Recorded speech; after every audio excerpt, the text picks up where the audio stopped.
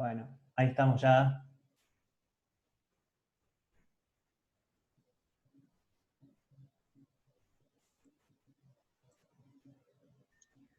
Profe, este link se puede usar de por vida para todas las sesiones que tengamos que hacer, el mismo link.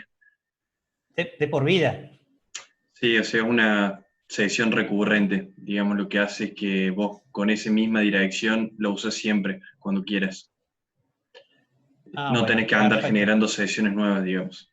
¿Y el límite de los 40 minutos lo tenemos Sigue, también? sigue pendiente. Igual nos dijo el otro día el ingeniero Bravo que había un convenio entre la UTN y Zoom, que Sí. supuestamente te extendían varios minutos cada sesión, pero bueno, no sabemos de eso. Creo que con el No, mail de la sí. Facu había que hacerlo. Lo voy a averiguar porque estaría bueno ya tenerlo listo. A mí me da la impresión es una impresión personal que todo el semestre va a tener que ser así, las Sí, clases. sí, el profe dio a entender eso. Así que bueno, vamos a tener a instrumentarlo. ¿Está Alberto ya? Me parece que no. Bueno, mientras tanto, si les ha quedado alguna duda de la charla de curvas verticales, escríbanla en el chat. Cuando se conecta Alberto, responde las consultas que hayan quedado. Las filminas las voy a subir seguramente al Facebook y capaz que Daniel las sube también a la UV.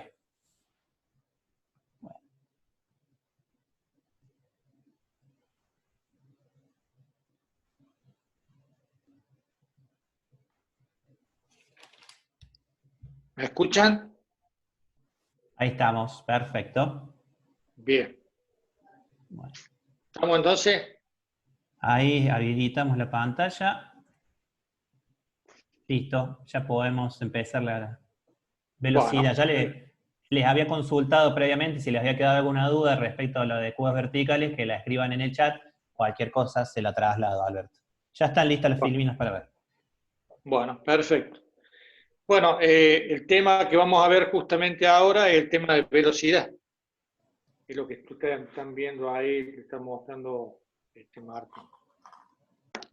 Con respecto a la velocidad, nosotros en una determinada ruta, no todos los usuarios o no todos los que manejan van a la misma velocidad. ¿Y por qué no van a la misma velocidad? Porque las características operacionales de cada usuario son diferentes, de un comportamiento diferente. Y esa velocidad, ¿no es cierto?, que es adoptada, digamos, por el conductor, más allá de la velocidad de diseño, ¿no?, que es la que me determina a mí cuál es la que yo voy a poner para diseñar el camino, es la velocidad con que el usuario va, ¿no es cierto? Y esa velocidad adoptada por el conductor depende de una serie de características. Unas características que es, por un lado, la habilidad conductiva que tiene el conductor. Por otro lado, las condiciones climáticas. Por otro lado, las características físicas de la carretera, el estado de la carretera. Y por ende también de toda la parte adyacente. Las limitaciones legales, justamente, que son las que me determinan a qué velocidad puedo ir. Por eso hay una serie de características de que hace que en una determinada ruta, digamos, el conductor no va, digamos, a la misma velocidad. Ahora, nosotros podemos, para ver cómo es la distribución de la velocidad, no sé si lo tenés, Martín, hay dos curvas, la curva A y la curva B, que están en función de la velocidad y están en función del porcentaje de vehículos que viajan a menor velocidad. Esa curva, exactamente. Bueno, ahí tenemos dos curvas, una curva A y una curva B, ¿cierto? esa curva A responde a una autopista, ¿no es cierto?, con velocidades reglamentarias máximas. Supongamos, a los fines del ejemplo, 96 kilómetros por hora o 100 kilómetros por hora. Y son con bajos volúmenes de tránsito. Podemos hablar que dentro de esa curva A hay una velocidad promedio. La podemos determinar como 90 kilómetros por hora. Y dentro de un rango que podemos determinar de 30 kilómetros por hora, o sea, entre 75 kilómetros por hora y 105 kilómetros por hora, circula el 70% del total de los vehículos. ¿Cierto? Entonces, repito, son dos curvas que están en ordenadas los porcentajes de automóviles que viajan a menor velocidad y en abscisas la velocidad en kilómetros por hora. La curva B, digamos, presenta una distribución también de velocidad con un rango un poquito mayor, de 35 kilómetros por hora.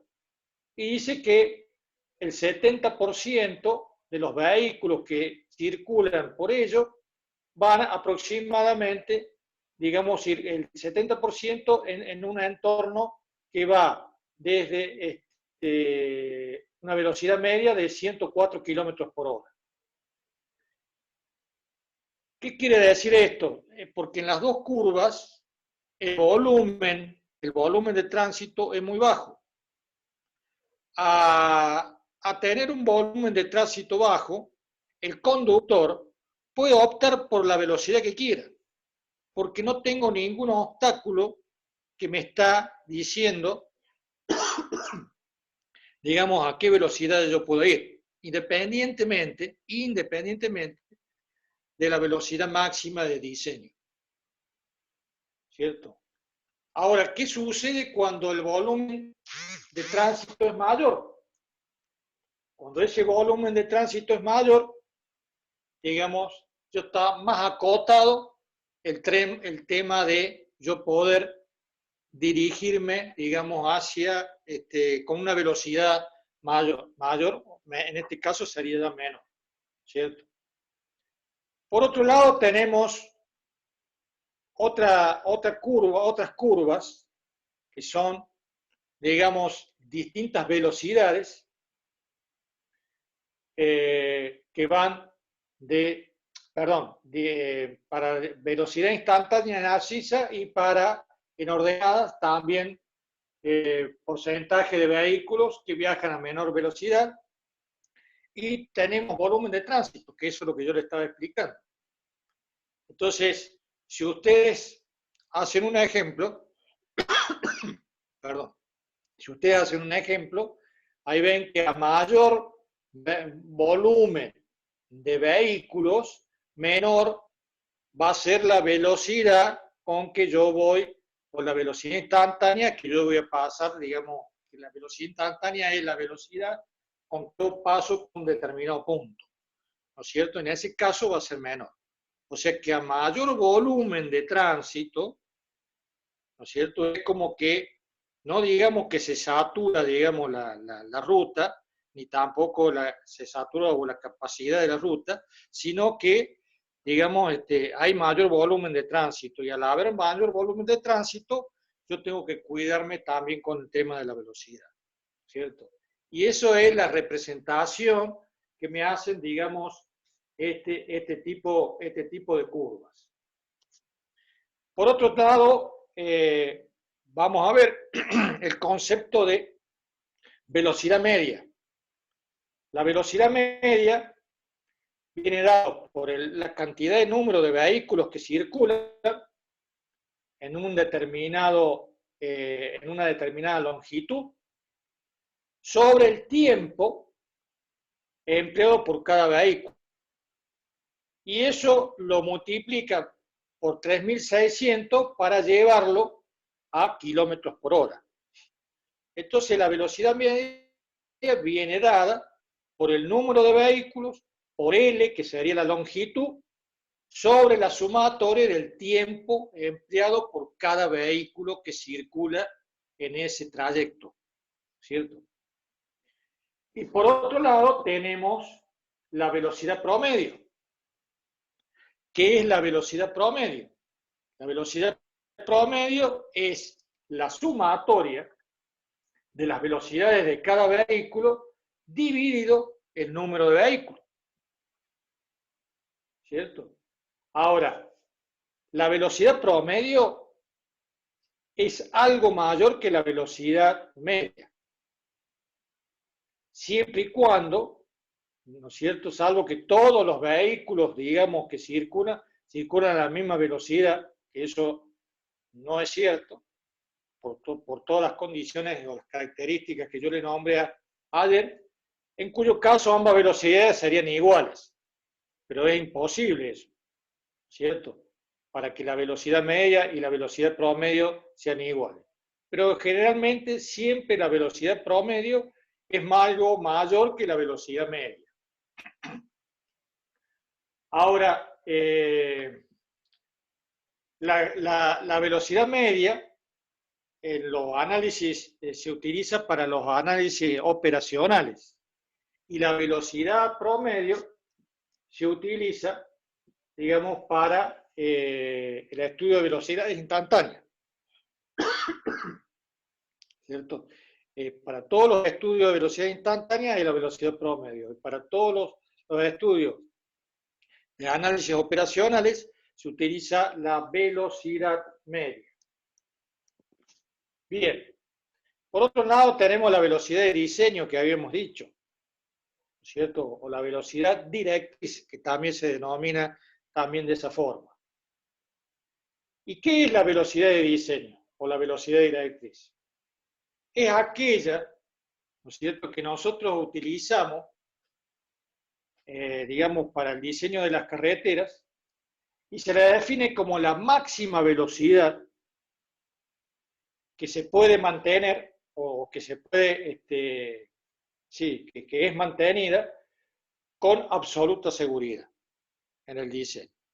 O sea, es la máxima velocidad que yo puedo mantener, digamos, en la circulación de un tramo a otro, con la máxima seguridad. Esa es la velocidad de diseño. Perdón, Y esa velocidad, sí. Alberto, ha quedado una duda de ahí de uno de los chicos respecto a lo anterior, que no le quedó claro para qué se usa la velocidad promedio.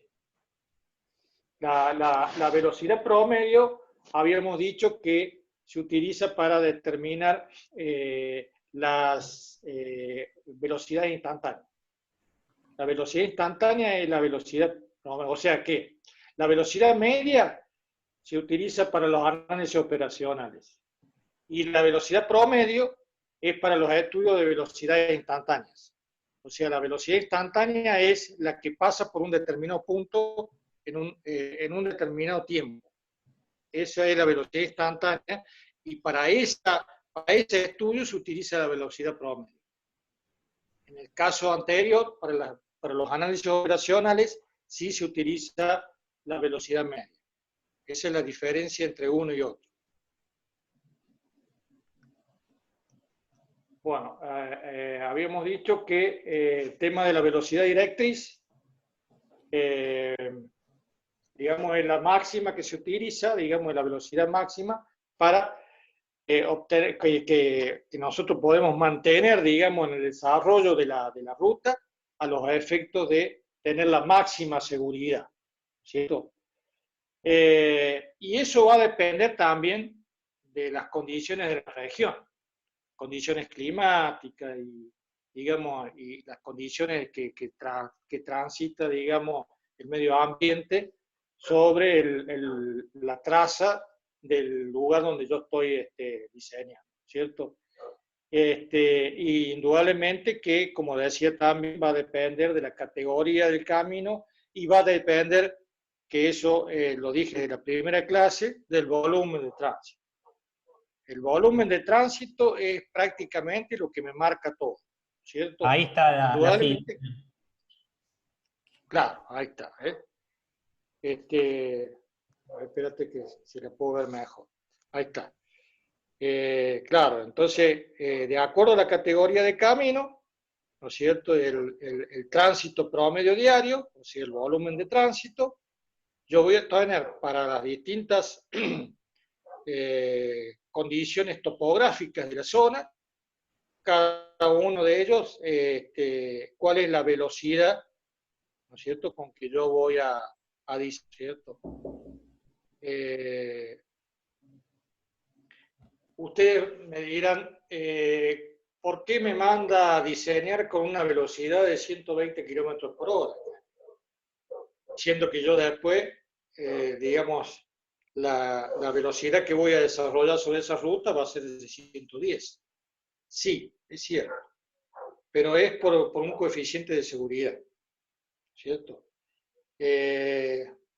Yo el año que lamentablemente se mató el ex gobernador de la Sota, tuve una discusión con él porque él quería una ruta que la había hecho él y que prácticamente él había sido el inventor, digamos, de esa autovía hacia Río Cuarto, la ruta 36. Entonces él me decía que por qué teníamos que desarrollar una velocidad de 110 y no de 130 o 140, porque la ruta lo daba. Y sin embargo, yo haciendo todos los estudios, nunca me daba para esa velocidad, ¿cierto? Sí para 120, pero no para 130 ni 140 como él me pedía, ¿cierto? Indudablemente que él se mató yendo a 180 kilómetros por hora. O sea que, y esos son uno de los factores que hay, digamos, en el tema de accidentes, ¿no es cierto? Aparte es una ruta que casi en todos los ingresos hay rotondas y que indudablemente ahí tenemos que disminuir la velocidad. Entonces, con la premisa de que cuando yo diseño todo un tramo determinado, no puedo hacer variaciones entre un tramo y otro tramo de más de 15 kilómetros por hora. Y ahí estoy yendo de 110, digamos, a veces cuando a pasar por la rotonda bajo a 60 o a 40 kilómetros por hora. Y eso hace de que, digamos, las condiciones de seguridad no están bien dadas para llevar una velocidad mayor a los 110 kilómetros por hora. Indudablemente que eso se suma a que en la noche, digamos, las condiciones son peores todavía. Entonces, es lo que nosotros tenemos que siempre diseñar. O sea, que entre un tramo y el otro no variar en ningún caso de 15 kilómetros por hora, ¿cierto? En cuanto al diseño. Habíamos dicho que, bueno, la velocidad instantánea es aquella que se desarrolla por un vehículo en un punto determinado del camino. Y como velocidad promedio instantánea a la media aritmética de las velocidades instantáneas de todos los vehículos que circulan, digamos, por ese punto determinado. Bien. Vamos a ver ahora lo que se denomina tiempo de viaje. El tiempo de viaje es el tiempo total empleado en recorrer una cierta longitud, un cierto itinerario, incluyendo todas las demoras del tránsito. Eso es el tiempo de viaje. Todas las demoras que yo pueda tener, me paro un semáforo, un lomo de burro, lo que sea, todo ese tiempo que yo empleo, digamos, por algún objeto, digamos, que yo veo y que voy frenando, ese entra dentro del tiempo de viaje. Se denomina también tiempo de marcha al tiempo en el cual el vehículo se halla en movimiento y se excluyen todas las demoras provocadas por el tiempo. Simplemente es desde cuando yo arranqué el auto y lo paré en destino, ¿no es cierto? No tomamos para nada las demoras provocadas, digamos, por el tránsito. ¿Mm? A Claro, eso se disculpe. denomina... Sí, Está bien, el tiempo de viaje, esa es la principal diferencia entre el tipo de viaje y de marcha. El tiempo de viaje no considera las detenciones producidas por circunstancias ajenas al tránsito. Por ejemplo, el conductor paró a cargar combustible, o el conductor paró a comprar comida, no sé. Eso no lo contempla el tiempo de viaje, pero sí contempla las demoras por el semáforo, por el lomo de burro, etc. ¿Sí? claro. Y el tiempo de marcha, cuál es el vehículo sea en movimiento, desde que arranque el vehículo hasta que llegue, ¿no es cierto? Y se excluyen todas esas demoras del tránsito. A partir de ahí, determinando el tiempo de viaje, el tiempo de marcha, se define la velocidad de operación, ¿no es cierto? Que va la máxima velocidad con que circula un determinado vehículo en una sección de la carretera con absoluta seguridad. Esa es la velocidad de operación, ¿cierto? Por supuesto que en condiciones establecidas por la carretera y por el tránsito, ¿cierto? Y se define velocidad de marcha, velocidad de espacio con respecto al tiempo, ¿cierto? Entonces la deducimos de ahí. Velocidad de marcha sería la velocidad de un vehículo en una determinada sección de la carretera y se obtiene dividiendo, ¿no es cierto? Dividiendo la distancia por el tiempo de marcha. ¿No es cierto? La distancia que yo estoy desarrollando por el tiempo de marcha. Eso sería la velocidad de marcha. Y la velocidad de viaje es lo mismo, es la misma, nada más que en su dividendo está la velocidad, digamos, la velocidad de marcha, ¿no es cierto? La velocidad espérate que me he perdido en el... Justo estaba ladrando el perro, acá me perdí. O sea, en cuanto a al tiempo de marcha, el dividendo sería el tiempo de marcha. Eso sería la velocidad de viaje, ¿no es cierto? Bien. Por otro lado, tenemos alguna duda con respecto a eso. Bueno, entonces vemos ahora lo que es la velocidad media de marcha. La velocidad media de marcha es aquella que se determina, digamos, en estudios experimentales, en rutas con velocidades de diseño, con velocidades de diseño. Las velocidades medias de marcha son notablemente inferiores a aquellas, mientras que para bajas velocidades de diseño, las velocidades medias de marcha están cercanas a la misma. O sea que la velocidad media de marcha es la que nosotros habíamos determinado, ¿no es cierto?, a través de la formulita esa, y esa velocidad media de marcha es generalmente menor que la velocidad de diseño o la velocidad directriz. Por otro lado, tenemos también la velocidad. Perdón, estamos viendo en Filmina eso que usted explicó, y creo que es interesante notar cómo a velocidades bajas, bueno, lo acaba de decir usted, a velocidades altas, de medias de marcha, bajas, mejor dicho, la velocidad media de marcha y la velocidad directriz es más o menos la misma. Es más o menos. Exactamente. Pero cuando tenemos altas velocidades altas velocidades directrices, las velocidades medias de marcha suelen bajar. Y esto se ve en este gráfico, que es una relación que existe, está en la ASH todo esto, y está demostrado de forma empírica, con estudios. Y fíjense cómo los gráficos están puestos en función del volumen. Entonces tenemos un volumen bajo, fíjense, para 80, más o menos tenemos 70 de velocidad media. Pero ya para un volumen, aproximándose a la capacidad, es decir, ya estamos llegando a la capacidad límite, tenemos mucho tránsito, fíjense cómo, para una velocidad directriz de 80, la velocidad media de marcha baja a 55 kilómetros. O sea, hay una relación directa entre estos tres elementos. Y aquí figura en números más fácil esto que les estoy diciendo. Fíjense, velocidades bajas, la velocidad media es más o menos la misma.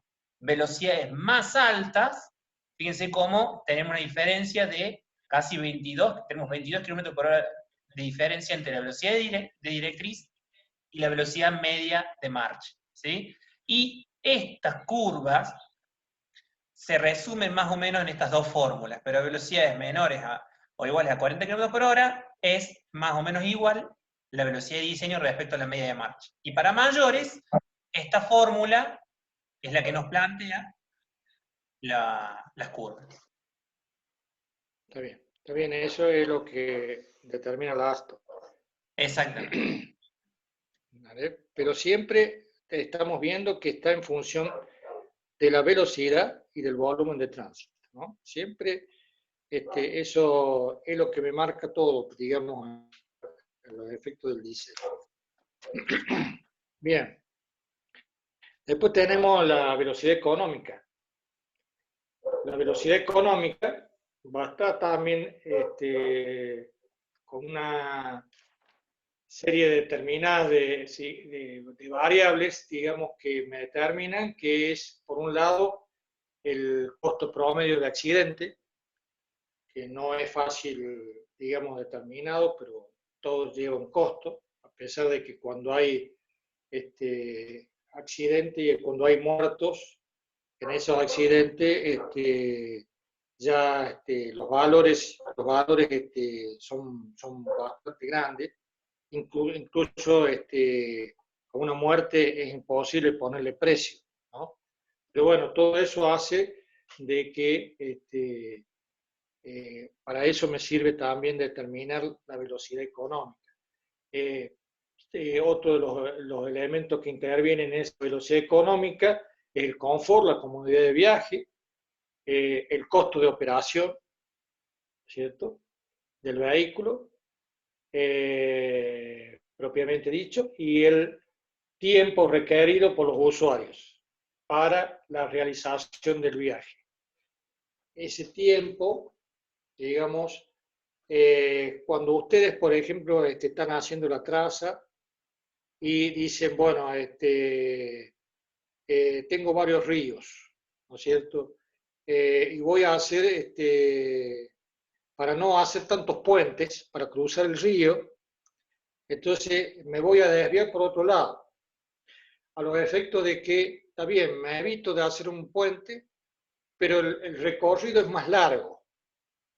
Entonces, posiblemente en la ejecución de la obra, el monto de ejecución de la obra es menor, pero yo ese costo, digamos, se lo traslado al usuario, porque el usuario va a tener que hacer un recorrido mayor y porque el usuario va a gastar más en combustible y podemos agregarle un montón de cosas más.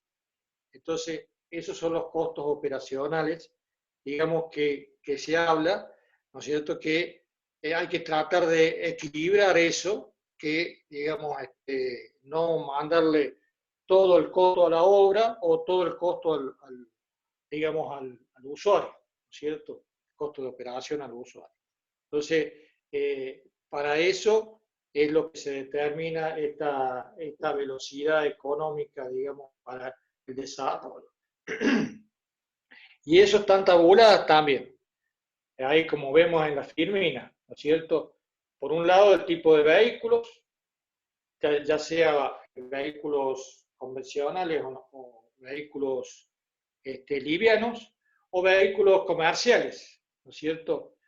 Y acá habla de 2 carriles o 4 carriles, ¿no es cierto? ¿Cuál es la velocidad económica en cuanto a kilómetros por hora?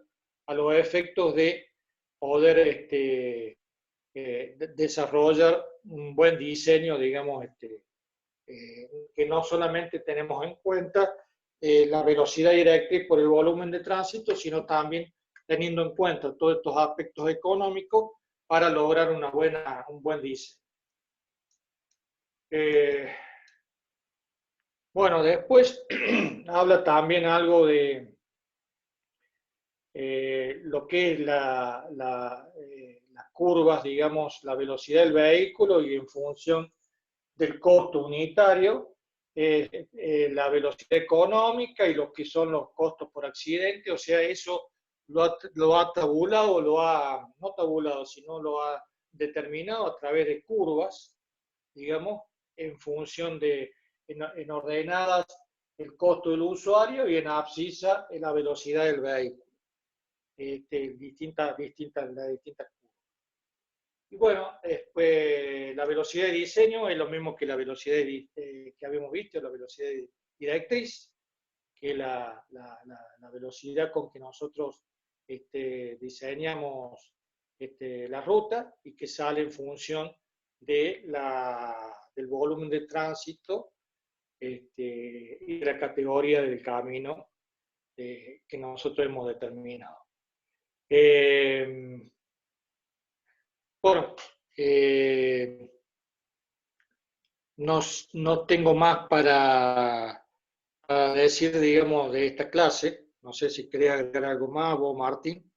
Sí, simplemente comentar respecto a lo primero que habíamos dicho, y mientras tanto les muestro las filminas, cuando hablamos de la percepción del conductor, cuando hablamos de los factores que influyen en la velocidad que el conductor adopta, ¿sí?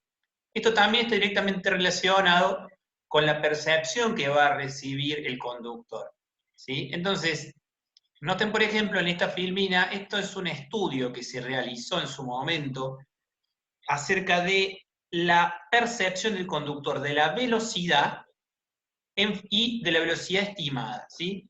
Por ejemplo, cuando tenemos velocidades relativamente bajas, vean este gráfico que está acá a la izquierda, el estudio arrojó, por ejemplo, que la persona iba a 40 km por hora y que estimado la percepción era más o menos de 40 km por hora. O sea, en velocidades bajas la percepción está más o menos adecuada a lo que indica. El tema es cómo ven la curva. La curva nos indica claramente que a mayores velocidades la percepción va a ser menor. Nótense, por ejemplo, cuando tenemos una velocidad real de 120 km o 100 km por hora, acá, que es lo que está marcado acá, la que estima el conductor, o que el conductor piensa a qué velocidad estaría yendo verdaderamente, piensa en un orden del 90 km por hora más o menos. Y parece poco en el número, pero es una diferencia vital cuando tenemos velocidades tan altas para poder frenar, para poder reaccionar. Todos esos factores influyen. Y ya mientras más alto nos vamos en el número, por ejemplo, ya 140, fíjense, seguimos teniendo entre 90 y 100 kilómetros por hora. O sea, prácticamente la percepción de velocidad arriba de los 100 no distinguimos. No distinguimos con claridad si arriba de los 100 kilómetros, o sea, nos va a costar mucho a nosotros determinar, pero de forma estimada, sin ver el velocímetro, si estamos yendo a 110 o a 140, por ejemplo. ¿De qué depende esto? Depende del vehículo. Los vehículos cada vez son más nuevos y vienen como cada vez más aislados de la afuera, del ambiente. Entonces eso hace que nuestra percepción sea menor y eso es muy peligroso. A lo mejor puede ser vinculado con alguna otra cosa lo que le ha pasado al gobernador del Sota, lo que usted comentaba, Alberto. Es decir, él iba a una velocidad enorme, pero perceptivamente no lo tenía tan claro. Entonces, eso influye mucho, porque si tenemos una percepción de vorágine, naturalmente vamos a bajar la velocidad. Pero bueno, no siempre es el caso. Y después el mismo estudio lo hizo respecto a la distancia, es decir, cuánta distancia el conductor percibía que estaba recorriendo. Y nótese cómo a una distancia real mayor, la distancia estimada era distinta, era mayor a la real. ¿Sí? O sea, se pensaba que se recorría más. A ver, ahí hago no sé por qué no me deja ver el chat. Que alguien hizo una consulta. De las condiciones también, cuando hay viento, como me pasó en Santa Fe, sentís como el vehículo se te quiere ir cuando vas a una velocidad alta con vientos fuertes. Por eso es que decimos que la percepción influye en todos estos factores. Tránsito, condiciones climáticas del vehículo, características físicas, lo que vos decías, las características climáticas, ¿sí? Bueno, esto simplemente es un estudio que se hizo para que ustedes vean cómo hay una estimación errónea por parte del conductor y cómo puede influir todas esas cuestiones en la percepción. Pero también hay una cosa que también es inherente al ingeniero vial, al diseño que nosotros damos, que serían las expectativas del conductor. Y acá en la filmina voy a mostrar dos ejemplos que tenemos de forma, para que ustedes lo vean. Si ustedes ven, el conductor que va por esta vía, aquí en el cuadro superior izquierdo, se observa cómo parecería que tenemos acá una intersección que sigue de largo, y ahí parece que hay un vehículo que nos daría la pauta. Pero ¿cuál es la expectativa del conductor cuando viene a una velocidad determinada y ve esto? ¿Te da a vos algún tipo de seguridad de que no va a venir nadie por aquí y se te vaya a cruzar, por ejemplo? Volvamos a lo que hablábamos de visibilidad de frenado, lo que hablábamos de curvas verticales. Este caso es muy común, en las sierras se da un montón. Y fíjense cómo el ingeniero vial lo que hizo aquí fue remodelar esta intersección y armarla de otra forma. Aquí debe haber una rotonda o algo más acá, pero entonces lo que hace es evitar que el conductor tenga esta expectativa equivocada y que afecta la seguridad por parte del conductor. Y en este caso pasa algo parece tonto, pero es importante. Fíjense cómo tenemos una parada de colectivo allí, pero la señal habla de una intersección, pero hay una curva. Entonces, la expectativa del conductor, ante vos estar señalando que hay algo, ¿es lo mismo poner un cartel así o un cartel así? Hay una cuestión de percepciones y de expectativas. Todos estos pequeños detalles, que parecen pavos, influyen y son causales de accidentes si nosotros no las tomamos en cuenta. Porque la velocidad, y vuelvo a esta filmina acá arriba, la percepción de la velocidad de los conductores es en muchos casos inferior a la que verdaderamente es. Entonces no tenemos esa noción, ¿sí? Eso es un poco el comentario que quería hacer Alberto, y por eso lo que estaba acá. Ah, totalmente correcto. Ahora, esas intersecciones en Y, que es la que está arriba a la izquierda, ya se están tratando de totalmente evitarlas. Como por ejemplo, eso hay allá en Brinkmann y en Morteros, en la ruta 1 nuestra, provincial.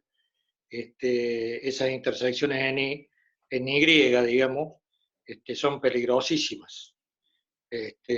Porque viene circulando, digamos, un vehículo por la ruta y no sabe, el que viene saliendo, digamos, desde el pueblo, vos no sabés si va a parar, si va a seguir, si va a entrar el otro vehículo que viene sobre la ruta.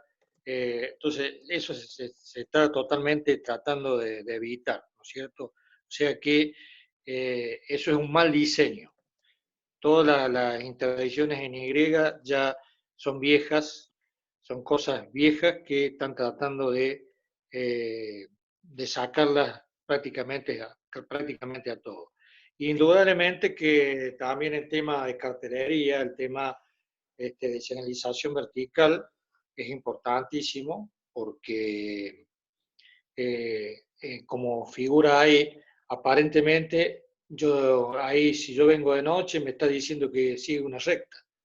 Perdón, Ahí hay una curva. queda muy poquito tiempo, muy pocos segundos de la sesión. Si quiere de última, pero bueno. Hay que hacer clic en el mismo link de recién y supuestamente deberían quedarse todos acá en la reunión y solamente